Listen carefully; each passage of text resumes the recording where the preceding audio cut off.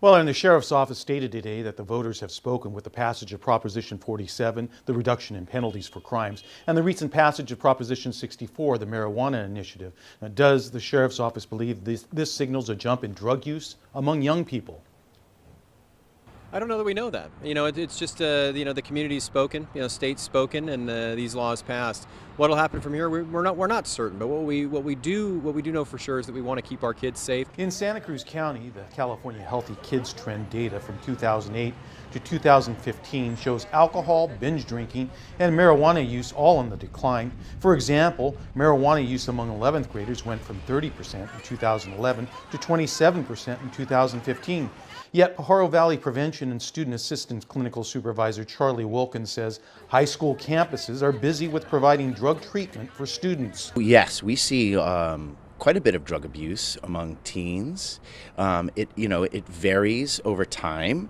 The substances of choice vary over time. There's a whole range. It's a whole map. We've certainly had a lot of cannabis abuse. That's probably the most common, but certainly alcohol abuse is pretty common too. Interim Director for the Santa Cruz County Health Services Agency, Dr. Arnold Leff, says there are a number of treatment facilities available, but there is always a need for more. We do not have the resources to deal with even a large part of the problem, and so we're currently dealing with a small part of the problem, dealing with it well, and because treatment really is effective. One of those facilities is Janus, which provides a whole list of drug treatment programs, but also suggests parents should play their role by keeping an eye out for signals of drug abuse. If parents are noticing their kids are acting different in behavior, if they're acting out, if they're, have any kind of seeking behavior, if they notice pills missing in their cupboards, it's a big one.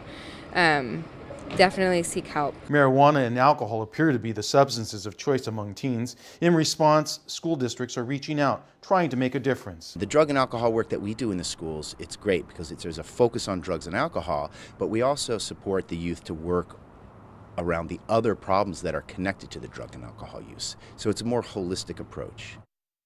And the National Institute on Drug Abuse published a report this June stating that drug abuse among teens is on the decline, and it is concerned about softening attitudes, particularly a continued decrease in perceived harm of marijuana use among young people. In Santa Cruz, Phil Gomez, KSBW, Action News 8.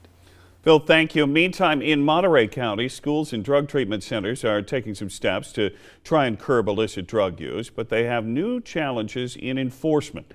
Action News reporter Bianca Beltran has more live right now in Soledad. Well, Dan, kids younger than that 15-year-old boy from Aptos are experimenting with drugs, and not only are cops finding more dangerous combinations of drugs on high school campuses, but they are being distributed with the help of social media, which makes it even more difficult to intervene. If it's happening in Santa Cruz County, it's been my experience that it's trending in South County as well. Darlene works in drug use prevention for Sun Street Centers. She says synthetic drugs could be found in South County smoke shops and truck stops until last year when the region came together to ban sales. Young people are told it's natural, it's herbs, it's not harmful, this isn't going to hurt you.